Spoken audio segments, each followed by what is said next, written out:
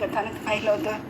आणि माया ही बघता बघता कोणाला माया अतिशय दुस्सर आहे. ती तरुण जाणं केवळ अशक्य आहे. त्यालासुद्धा भगवत कृपाच पाहिजे. आणि मग प्रत्यक्ष शंकर येतात आणि त्याला ते अजून वरदान देतात. आणि शंकरांचाच तो मुळामध्ये अवतार आहे, अंश. आणि अशा प्रकारे आपण आता पुढे चाललो आहे. मी काल तुम्हाला बोलले होते की मी तुम्हाला तक्षक नागाविषयी थोडं माहिती सांगणार आहे. तक्षक नागाच्या तशा एक 4-5 कथा मला माहिती आहेत. पण त्यातली मी एकच कथा फक्त आता तुम्हाला सांगणार आहे. कौरव पांडवांचं जेव्हा युद्ध चाललेलं असतं तर त्यावेळेला सुरुवातच अशी होते की जमीन मिळणार नाही, तुम्हाला कुठलीही सुईच्या आग्रहावरती राहील एवढीसुद्धा. आणि मग करता करता त्यांना ते खांडव वन पांडवांसाठी दिलेलं जातं की ज्या वनामध्ये काही म्हणजे काही मिळणार नाही असं करून. आणि तर ते खांडव वन जर का त्यांना मिळालं आहे तर तिथे राहण्यासाठी त्यांना फक्त राहण्याजोगी जागा म्हणजे वाडा आणि सगळं ते बनवायला लागेल. आणि म्हणून श्रीकृष्ण प्रत्यक्ष दानवाला बोलावतो, इंद्राला बोलावतो आणि अग्नीला बोलावतो. आता हे सगळे खरे म्हणजे एकमेकांच्या विरोधातलेच असलेले लोक आहेत. आणि काय झालेलं असतं की हा जो अग्नी आहे तो एक माणसाचं रूप घेतो आणि श्रीकृष्ण अर्जुन जिथे त्या खांडवनामध्ये आलेले असतात तिथे तो येतो आणि सांगतो की मला हे सगळं जाळून टाकायचं, मला खूप भूक लागली, अग्नीचं भक्षण काय तर हे सगळं जाळून टाकणं. तर तो म्हणतो की हा खा की. तर म्हणे हो, पण हे मी बऱ्याचदा खायचा प्रयत्न करतो, पण नेमका इंद्र आहे तो पाऊस पडतो आणि त्याच्यामुळे मला हे वन काही खाता येत नाही. अशा प्रकारे तो वर्णन करतो. आणि म्हणून श्रीकृष्ण इंद्राला बोलावतो. इंद्राला बोलवण्याचा उद्देश असा आहे की तक्षक नाग जो आहे तो त्याचा मित्र आहे आणि तो तक्षक नाग मुळामध्ये खांडवनामध्ये आपल्या कुटुंबासह राहत असतो. आणि म्हणून मग तो इंद्राला बोलावतो, कारण कृष्ण आहे तो मॅनेजमेंट गुरु आहे. त्याला केव्हा कोणाला बोलवायचं आणि कुठची जी एखादी घटना आहे ती केव्हा क्लिक करायची ह्याच्या एवढं जाणकार दुसरा कोणी नाही. शिकावं कसं, मुत्सद्दी आणि धूर्तपणा कसा असावं हे याचं म्हणजे उत्तम उदाहरण म्हणजे श्रीकृष्ण. आणि म्हणून तो इंद्राला बोलावतो आणि इंद्राला सांगतो तो की मग अर्जुनाला म्हणतो अरे तू त्या इंद्राला नमस्कार कर. आणि तो इंद्राला नमस्कार वगैरे करतो. आणि तसं म्हटलं तर अर्जुन आणि इंद्राचं पहिल्यापासून काही फार मोठं आहे अशातला काही भाग नसतो. आणि मग तो सांगतो की श्रीकृष्ण म्हणतो की तू ओळखलास का हा कोण आहे? अरे हा तुझा मुलगा आहे. आणि म्हणे याची आई म्हणजे कुंती, मी हा जे पांडव आहेत तर त्यातला हा जो अर्जुन आहे तो तुझा मुलगा आहे, कारण कुंतीने तुला आव्हान केल्यावरून तो इंद्राचा म्हणजे तुझा हा पुत्र अर्जुन आहे. अशा प्रकारे म्हणजे इंद्राला लक्षात येतं की अर्जुन हा माझा पुत्र आहे. म्हणजे इथे त्यांनी अशी तयारी केलेली की तक्षक नाग हा इंद्राचा मित्र आहे आणि म्हणून आता जर का तक्षकाला इथून बाहेर घालवायचं असेल तर मला इंद्राचं सहाय्य घेण्याची गरज आहे. आणि म्हणून मग इंद्राला वगैरे बरं वाटतं आणि मग तो त्याला काही म्हणजे रथ देतो आणि घोडे देतो, त्याच्यानंतर अक्षय भाले वगैरे देतो, असं सगळं देतो. आणि मग ते इंद्राला बरं वाटतं आणि मग आता इंद्र मात्र काही पाऊस पडणार नाही. अशा प्रकारे आता खांडव जाळायला हा अग्नी तयार होतो. आणि त्याचबरोबर मयदानव आहे तर तो सुद्धा उत्तम तिथे नगरी बांधायला तयारी करतो. आणि त्याच वेळेला श्रीकृष्ण अजून एक तयारी करतो अशी की तो सांगतो इंद्रा हे खांडवन जाळल्यानंतर इथे जी नगरी तयार होईल तर त्याला तुझं नाव दिलेलं म्हणून त्याचं नाव इंद्रप्रस्थ आहे. त्यामुळे इंद्र खुश होतो आणि त्याला बरं वाटतं आणि तो निघून जातो. त्यामुळे तिथे कुठलाही आता प्रकारचा आपल्याला अडसर येणार नाही. आणि अशा प्रकारे आता ते खांडवन जाळायला सुरुवात होते. खांडवन जाळायला लागल्यानंतर नेमकं मग इंद्र सांगतो ह्याला तक्षकाला की तू उठ आणि कुरुक्षेत्रामध्ये निघून जा. आणि म्हणून तक्षक कुरुक्षेत्रामध्ये एक दिवशी निघून जातो आणि बाकीचे सगळे नागसर्प आणि ते सगळे जे कोणी प्राणी पक्षी असतात ते मात्र त्या वनामध्येच राहतात. पण आता काय होतं की हे खांडवन जाळायला घेतल्यानंतर अग्नीने ते सगळे जे कोणी पक्षी प्राणी असतात ते हुरपळतात आणि बाहेर पळायला लागतात. पण कृष्ण आणि अर्जुन त्यांच्या भोवती घरट्या घालतात आणि सगळ्यांना मारून टाकतात. आणि अशा प्रकारे करता करता तक्षकाची जी पत्नी आणि तिचा जो मुलगा असतो तर तो त्यावेळेला तिच्या पोटातच असतो तो मुलगा अश्वसेन म्हणून. तर ती त्याला घेते म्हणजे त्याच्याबरोबर ती पळायला लागते. पण ती पळायला लागल्यानंतर अर्जुन आणि कृष्णाच्या बाणाने ती म्हणजे ती मरते. पण त्याच वेळेला तिच्या पोटातून तो मुलगा बाहेर येतो आणि तो लक्षात ठेवतो की आपल्याला ह्याचा बदला घ्यायचा आहे म्हणून. आणि अशा प्रकारे अश्वसेन आता तयारीत असतो. आणि तक्षक इथून उठून कुरुक्षेत्रामध्ये गेलेला असतो आणि आल्यावर तो बघतो तर आपली बायको मेलेली आहे. तर त्याला तो राग डोक्यामध्ये बसलेला असतो. आणि मग यथावकाश कौरव पांडवांचं युद्ध वगैरे सुरू होतं. आणि त्याला माहिती आहे की कर्ण आणि अर्जुनामध्येच नेहमी वितुष्ट. आणि म्हणून तो काय करतो, कर्णाला खूप प्रकारची विद्या ज्ञात असते, जशी अर्जुनाला असते तशी. आणि म्हणून कर्ण ते नागमुखी म्हणून तो एक बाण मारायला जातो, तर त्या बाणावरती प्रत्यक्ष अश्वसेन जाऊन बसतो. आणि कर्णाने फक्त एक म्हणजे ते नागमुख म्हणून त्याने तो बाण सोडलेला असतो. आणि बघतो तर श्रीकृष्णाच्या लक्षात येतं की अरे हा तर तक्षकाचा मुलगा अश्वसेन आहे, आणि हा अतिशय भयंकर जालिम विष घेऊन तो अर्जुनाला मारण्यासाठी, डंख करण्यासाठी म्हणून तो त्या बाणावर जाऊन बसलेला आहे.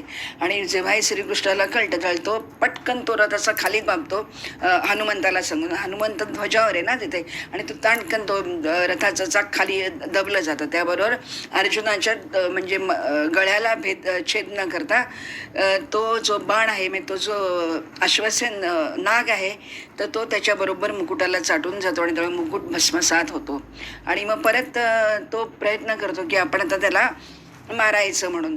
आणि म्हणून तो परत कर्णाकडे जातो. तर कर्ण म्हणतो की मला, आणि कर्णालाही माहितीच नाही की हा तो आहे अश्वसेन. आणि म्हणून तो त्याची रिक्वेस्ट म्हणजे हे करतो, विनंती करतो की अरे मला परत एकदा तू त्या बाणावर घे, कारण मला त्याला मारायचं. तर कर्ण म्हणतो की नाही, मी असं काही करणार नाही, कारण मी कुंतीला शब्द दिलेला आहे की मी एका वेळेला एकच बाण मारीन आणि परत तो दुसरा मारणार नाही. आणि त्याच्यामुळे अश्वसेनाचा तो डाव फसला जातो. आणि म्हणून मग तो परत जेव्हा बाण मारायला जातो, तर त्यावेळेला श्रीकृष्णाच्या लक्षात येतं की कर्णालाही माहिती नाही आणि आपल्यालाही माहिती नाही. म्हणून तो अर्जुनाला सांगतो, अर्जुन आत्ताच्या आत्ता ह्या बाणाला तू निष्प्रभ करायचे. आणि म्हणून अर्जुन करून एक जो बाण मारतो आणि त्याच्यामुळे अश्वसेन मरतो.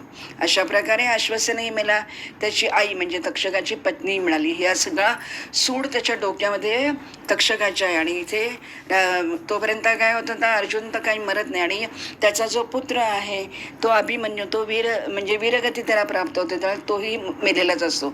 म्हणून आता अर्जुनाचा जो नातू म्हणजे राजा परीक्षित आहे, तर त्याच्यावरती यांनी डंख मारायचं असं ठरवलेलं असतं.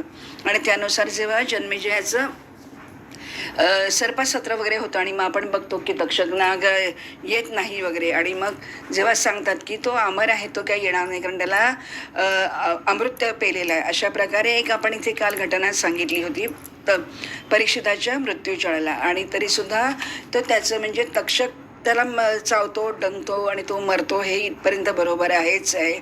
परंतु तक्षक आहे तर तो काही सोडत नाही, कारण त्याला तो विषारीच आहे, त्याला डंख मारणं आहे त्याचं आयुष्याचं फलितच आहे. कारण साप नाक हे नेहमी खूप दुःखधरू असतात. आणि म्हणून तो शेवटी काय करतो, एक कथा अशी तिथे सांगली जाते हे सर्पसत्र चालू व्हायच्या अगोदर, की राजा परीक्षित आहे तो खूप प्रयत्न करतो की तक्षकापासून वाचण्यासाठी.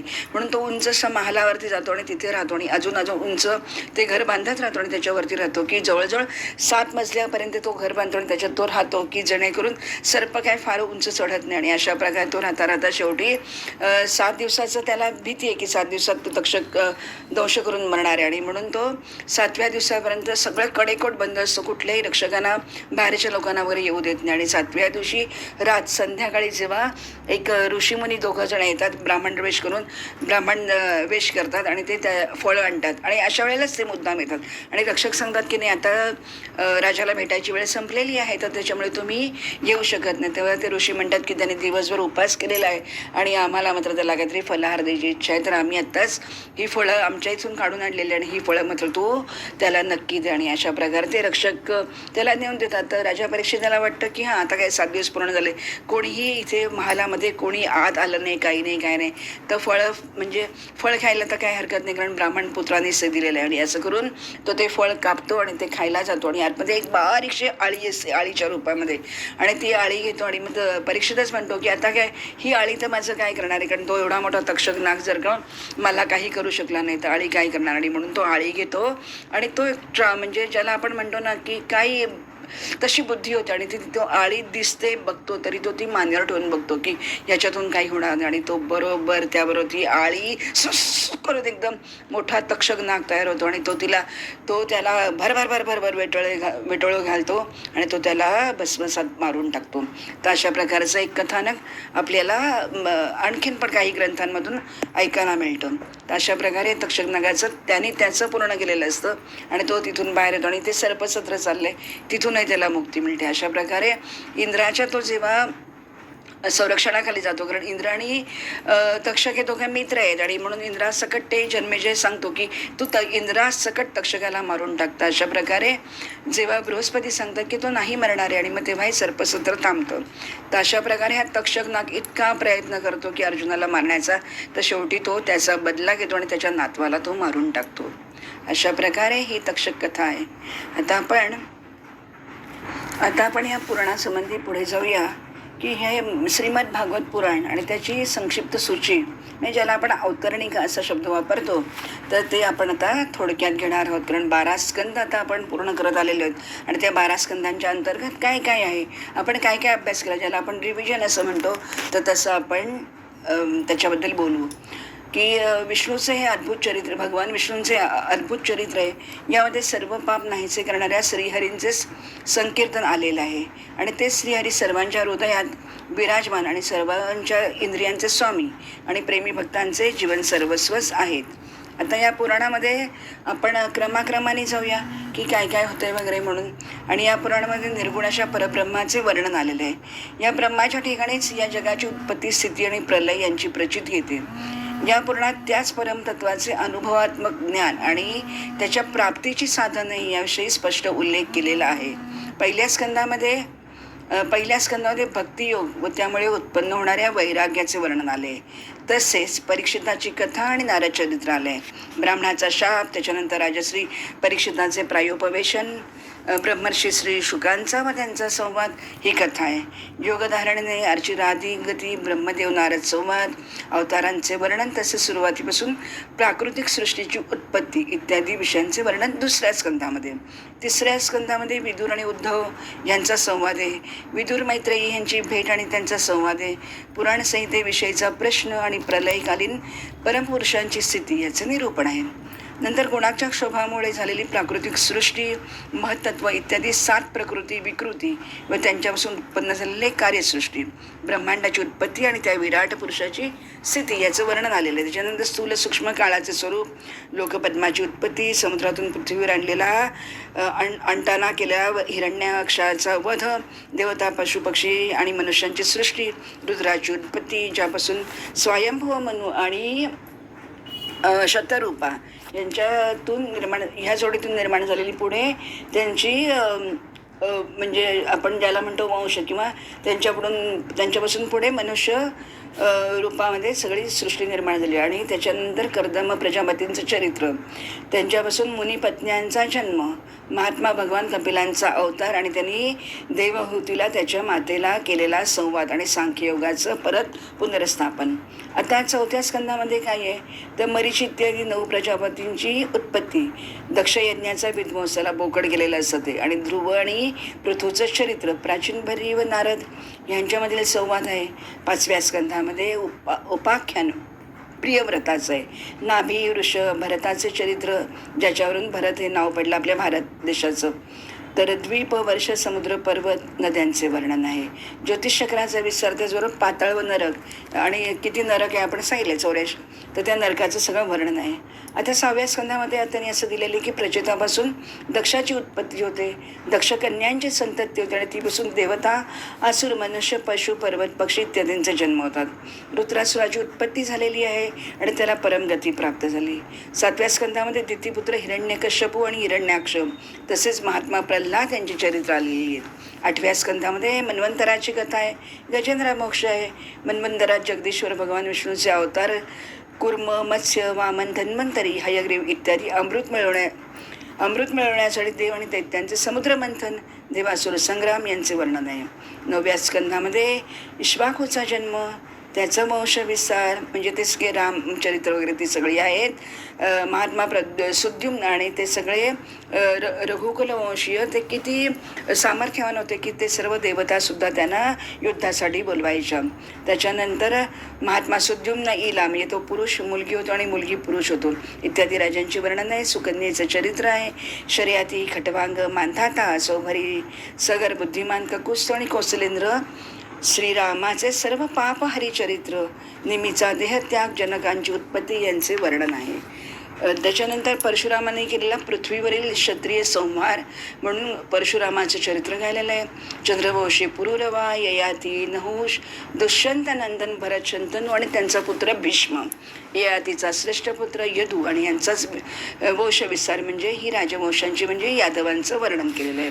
आता याच यदुवंशामध्ये जगदीश्वर भगवान श्रीकृष्णाने अवतार घेतला होता. त्यांनी सांगितलं होतं, त्यांनी अनेक असुरांचा संहार केला.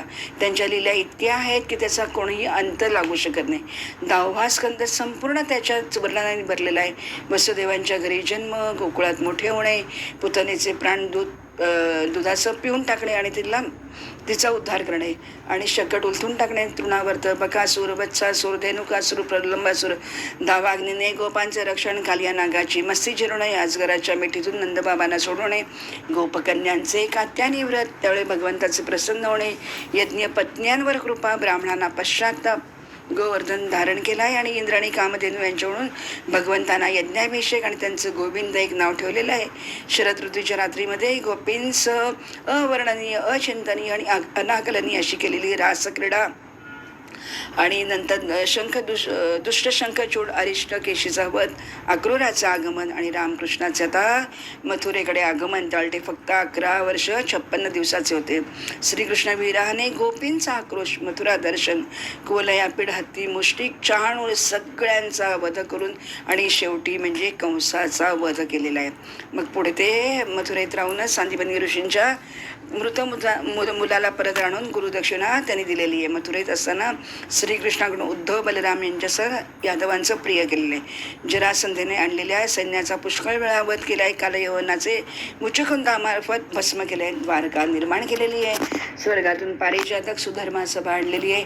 भगवंताकडून युद्धात शत्रूंना पराजित करून रुक्मिणीचे हरण, युद्धात महादेवांच्या बरोबर झुंबणास्त्र प्रयोग म्हणजे जांभया देऊन त्यांनी केलेला तो बाणासुराचे हात तोडले, भौमासुराला मारून कन्यांचं पाणीग्रहण. पुढे त्याने शिशुपाल, पौंड्रक, दंतवक्त्र वगैरे 100 असुर असे सगळे असुर मारले. 11व्या स्कंदामध्ये भगवंताकडून ब्राह्मणांच्या शापाचं निमित्तून यदुवंशाचा संहार, श्रीकृष्ण आणि उद्धव यांचा अद्भुत संवाद, संपूर्ण आत्मज्ञान आणि धर्मनिरूपणाचे निरूपण आणि भगवंताचा आत्मयोगाच्या प्रभावाने मर्त्यलोकाचा त्याग. 12व्या स्कंधामध्ये निरनिराळ्या युगांची लक्षणं, व्यवहार, कलियुगातील माणसाची अधर्म प्रवृत्ती, 4 प्रकारचे प्रलय, 3 प्रकारची उत्पत्ती आणि राजर्षी परीक्षिताचा शरीरत्याग, वेदांच्या शाखांची निर्मिती, मार्कंडेय मुनींची कथा, भगवंतांच्या अंग उपांगांचे स्वरूपकथन आणि विश्वात्मा सूर्याच्या गणाचे वर्णन आले. इथे थांबूया. अशा प्रकारे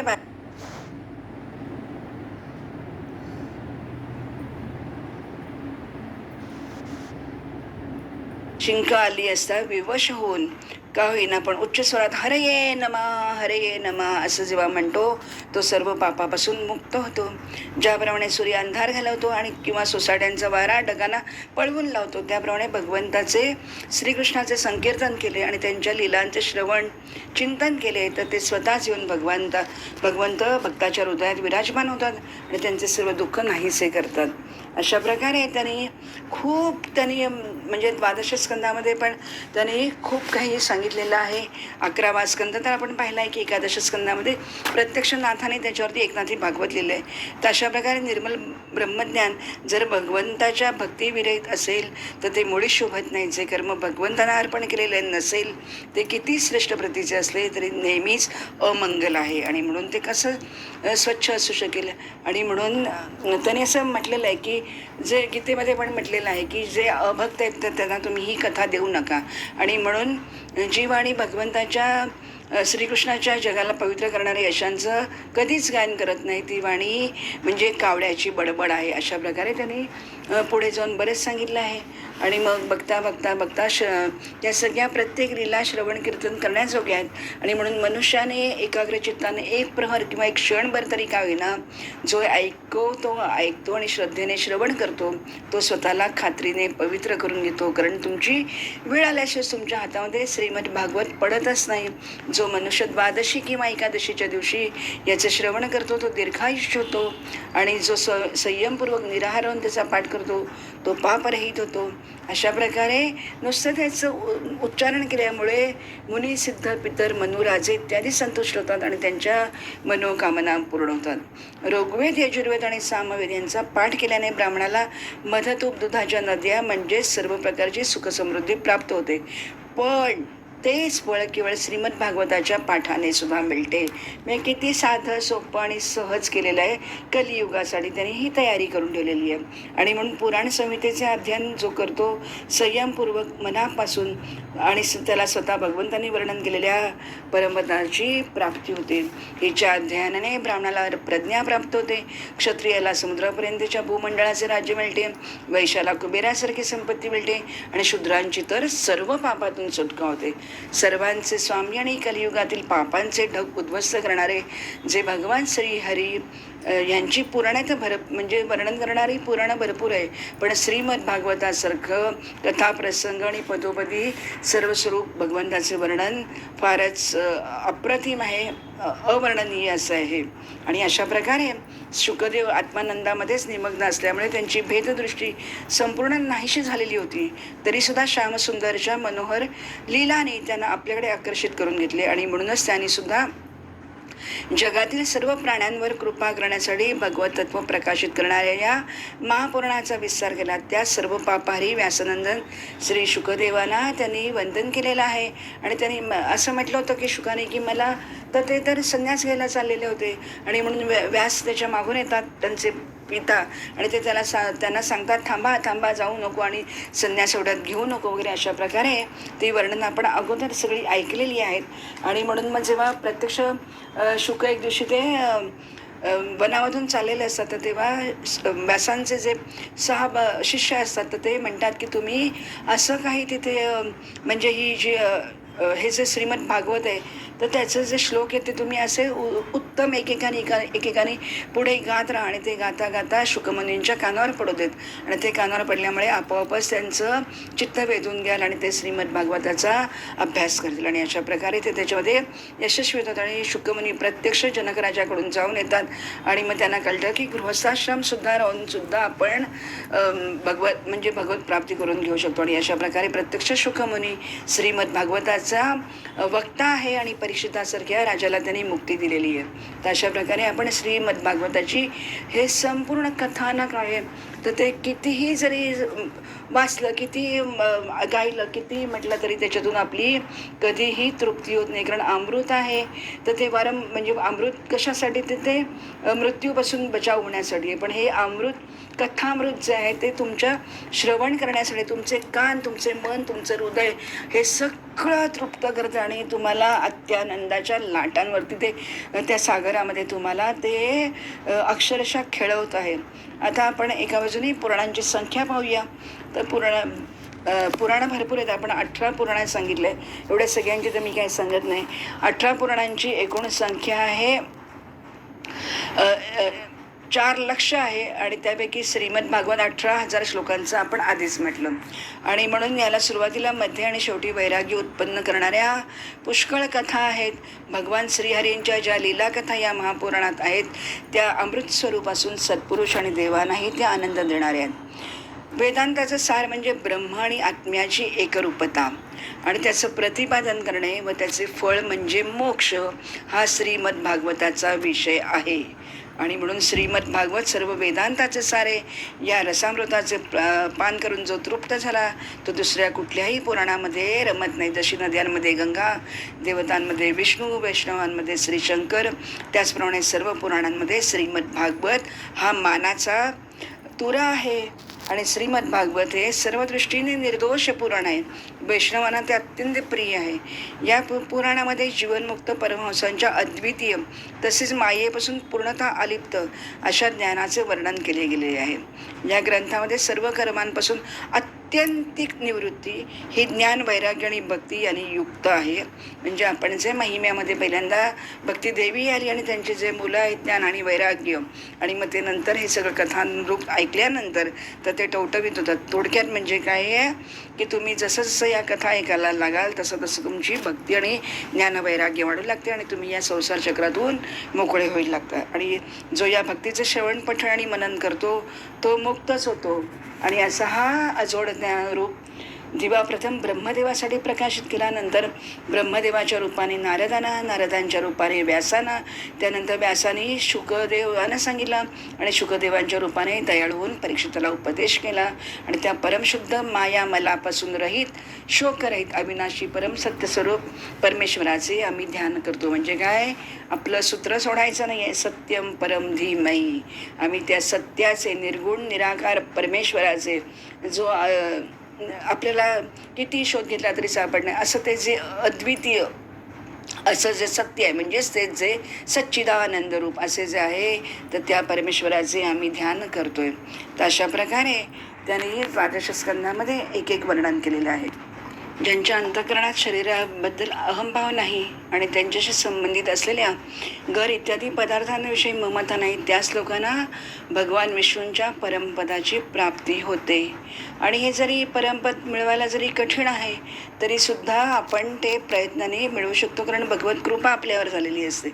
अशा प्रकारे सूत शौनक आणि प्रत्येक जोडी म्हणजे एक वक्ता श्रोता अशा प्रकारे हे कथानक अखंड हे नाट्य पुढे झालेलं असतं. आणि मग तेव्हा सुत म्हणतात की परमश्रेष्ठी ब्रह्मदेव होते, जेव्हा पूर्वसृष्टीचे ज्ञान संपादन करण्यासाठी ते एकाग्रचित्त झाले, त्यावेळी त्यांच्या हृदयाकाशातून नाद उमटला आणि जीव जेव्हा आपल्या मनोवृत्ती रोखतो तेव्हा त्याला सुद्धा त्या अनाहत नादाचा अनुभव येतो. हे आपण त्याच्यावर चर्चा केलेली आहे की अनाहत नाद म्हणजे काय आहे, की आकाशवाणी म्हणजे काय आहे, तर हे सगळं आपण त्याच्यावर आधी ऑलरेडी चर्चा केलेली आहे. तर योगी ज्या नादाची उपासना करून त्याच्या प्रभावाने अंतःकरणातील द्रव्य आणि क्रिया आणि कारक म्हणजे अधिदैविक, अधिभौतिक आणि आध्यात्मिक असे जे दोष काढून टाकतात आणि त्याला मोक्ष प्राप्त होतो. आता हा अनाथ नाद म्हणजे काय आहे त्याच्याबद्दल आपण थोडं बोलूया. अनाहत नाद म्हणजे ज्याच्यात आहत नाही, आवाज नाही तर तो म्हणजे ओमकार. अकार, उकार आणि मकार या 3 मात्रांनी युक्त असा जो ओमकार प्रकट झाला, तोच ओमकार हेच प्रकृतीचे अव्यक्तातून व्यक्तामध्ये प्रकटन होणे. तोपर्यंत जेव्हा अव्यक्त निर्गुण निराकार हे जे परब्रह्म पडलेलं होतं पाण्यामध्ये, तोपर्यंत कुठल्याही प्रकारचा आवाज नाही, काय अतिशय सूक्ष्मातिसूक्ष्म होतं. कोणी काही सृष्टीच नाही, कोणी काही बघायला नाही, जीव प्राणी नाही काही. आणि जेव्हा भगवंताला वाटलं एकोम बहुश्याम आणि त्याच्यामुळे त्या संकल्पातून ती जी प्रकृती जी प्रकटली, तर त्यावेळेला तो जो संकल्प ती जी आकाशवाणी झाली तो म्हणजे ओमकार. तर अशा प्रकारे हा ओमकार नाद बाहेर येतो, तर तो तुम्ही आम्ही सुद्धा अनुभव घेऊ शकतो अनाहत नादाचा. तर अशा आपला आश्रय असणाऱ्या परब्रह्माचा ओंकार हा साक्षात वाचक आहे आणि तो सर्व मंत्र, उपनिषद आणि वेदांचे सनातन बीज आहे. आणि उ आणि म हे म्हणजे काय आहे, तर ते त्याचे वर्ण आहेत आणि 3 वर्ण म्हणजे सत्व रजत म हे 3 गुण.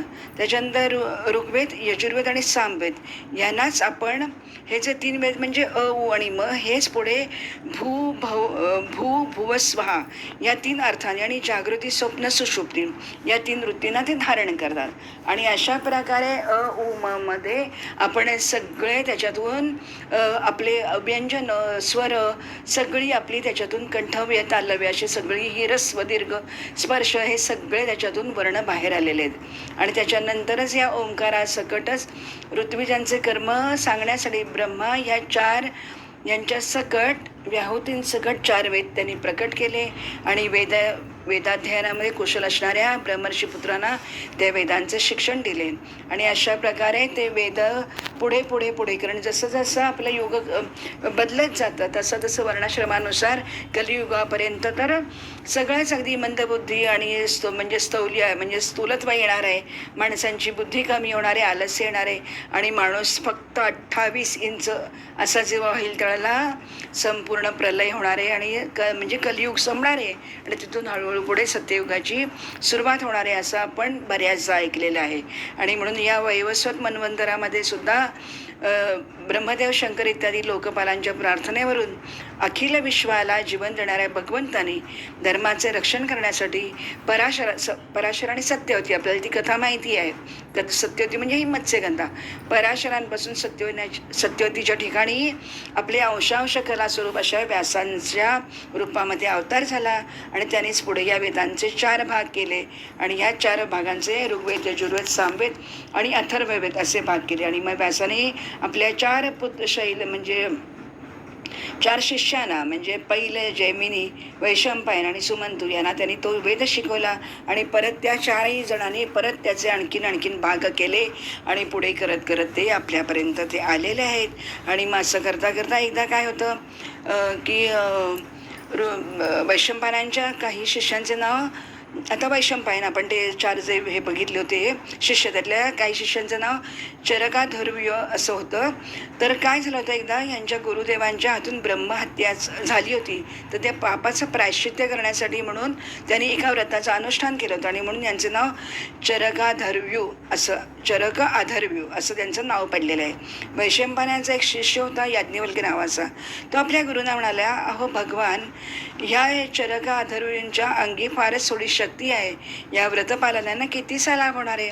आपल्या प्रायश्चित्त इतकं मोठं आहे, कारण तुम्ही ब्रह्महत्या केलेली, त्याच्यासाठी मी फार कडक तपश्चर्या करीन, असं याज्ञवल्क्य त्या वैशंपायनांना म्हणाला. ते ऐकल्याबरोबर वैशंपायनांना अतिशय राग आला आणि त्यांना अपमान म्हटला. आणि तो वैशंपायन म्हणाले, बस कर, ब्राह्मणांचा अपमान करणाऱ्या तुझ्यासारख्या शिष्याची मला बिलकुल आवश्यकता नाही. माझ्याकडून जे काही अध्ययन केलं असे आत्ताच्या आत्ता ताबडतोब टाक आणि निघून जा. देवव्रताचा पुत्र याज्ञवल्क हा होता. त्यांनी गुरुजींनी असं सांगता शिकवलेला त्याला यजुर्वेद शिकवलेला होता. म्हणजे याज्ञवल्काचा यजुर्वेद तो त्याने धाड त्यांना माहिती असल्यामुळे त्याने तो यजुर्वेद ओकून टाकला आणि तो तिथून धाडकन निघून गेला. यजुर्वेद टाकलेला मुनींनी पाहिला आणि जेव्हा तो घेण्याच्या लालसेने त्याने इतर पक्षाचं रूप घेतलं आणि ती संहिता जी घेतली त्या यजुर्वेदाच्या या सुंदर शाखेला तैत्तरीय म्हणजे त्या पक्षाच्या नावाने ती प्रसिद्ध झाली. म्हणून तैत्तरीय उपनिषद जे आहे ते त्याची उत्पत्ती अशी झालेली आहे. आणि मग याज्ञवल्क्याने गुरूंच्या जवळही नसतील अशा श्रुती मिळवण्यासाठी भगवान सूर्याची उपासना केलेली आहे. म्हणजे सूर्योपासना कधीपासून चाललेली आहे. आणि म्हणजे तुम्हाला जर का ज्ञान मिळवण्यासाठी याज्ञवल्क हे आपलं सिम्बॉल आहे की याज्ञवल्काने जर का भगवान सूर्याकडून स्तुती करून आणि त्याच्याकडून त्यांनी ज्ञानप्राप्ती करून घेतलेली आहे. आणि म्हणून त्यांनी सूर्यदेवाची उपासना केली. खूप काळापर्यंत त्यांनी उपासना केली आणि ब्रह्मदेवापासून गवतापर्यंत जे जरायुष, अंडज, स्वेदज आणि उद्बीज असे 4 प्रकारचे प्राणी होते त्यांच्या आत आणि बाहेर तुम्ही जात आणि तुम्ही सर्व काही करता, अशा प्रकारे त्यांनी वर्णन केल्यानंतर त्यांनी सांगितलं की या ठिकाणी तत्सर्वितुर्वरेण्यम असा या सगळ्या आता मी बोललेल्या गोष्टीचा या एका शब्दाचा अर्थ आहे. आणि म्हणून हे प्रभू, आपण सर्व देवतांमध्ये श्रेष्ठ आहात, जे लोक दररोज 3 वेळा वेदांमध्ये सांगितलेल्या आपली उपासना करतात. म्हणजे आपण जो गायत्रीचा जप करतो, विश्वामित्र मुनींनी ते म्हणजे तो छंद जपलेला आहे आणि ते 32 आहे तो. आणि त्याची हा जो गायत्रीचा जप आहे ज्यामुळे काय होईल तर त्यांची सर्व पापे आणि दुःखांची बीजे आपोआप जळून भस्मसात करता. हे सूर्यदेवा, आपण सर्व सृष्टीचे मूळ कारण तसेच सर्व प्रकारच्या ऐश्वर्याचे स्वामी आहेत. म्हणून आम्ही आपल्या तेजोमय मंडळाचे पूर्ण एकाग्रतेने ध्यान करीत आहोत. आणि इथे काय म्हटलंय, भर्गो देवस्य धीमहि. आणि आपण सर्वांचे आत्मा आणि अंतर्यामी आहात. जगातील चराचर आपलेच आश्रित आहेत. आपणच त्यांच्या अचेतन मन, इंद्रिय आणि प्राणांचे प्रेरक आहात. आणि म्हणून या ठिकाणी धियो यो न प्रचोदयात म्हणजे ओम भूर्भुवस्वः ओम तत्सवितुर्वरेण्यम भर्गो देवस्य धीमहि धियो यो न प्रचोदयात. हा जो जप आपल्याला करायला सांगितला आहे ब्राह्मणांना, कारण त्याने असं म्हटलं होतं की तुम्ही जर का हा जप केला तर सूर्याची दिवसेंदिवस शक्ती वाढत राहील. नाही तर त्याला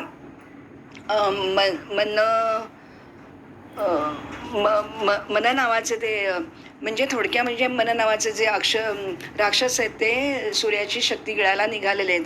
आणि म्हणून ब्राह्मणांमध्ये ती एवढी ताकद आहे की तो गायत्री मंत्राचा जर का जप केला तर दिवसेंदिवस त्यांची आणि अर्थात सूर्यामुळे ब्राह्मणांची अशी ती ताकद वाढत जाते. आणि त्याच्यामुळे हा वर्णाश्रम जो धर्म आहे तो अतिशय चांगल्या प्रकारे सुनियोजित चालला जातो. आणि म्हणून हा लोक दररोज अंधकार रूप अजगराच्या विक्राळ दाढीत सापडून प्रेतासारखा होऊन जातात. आणि म्हणून आपण परमदयाळू आहात.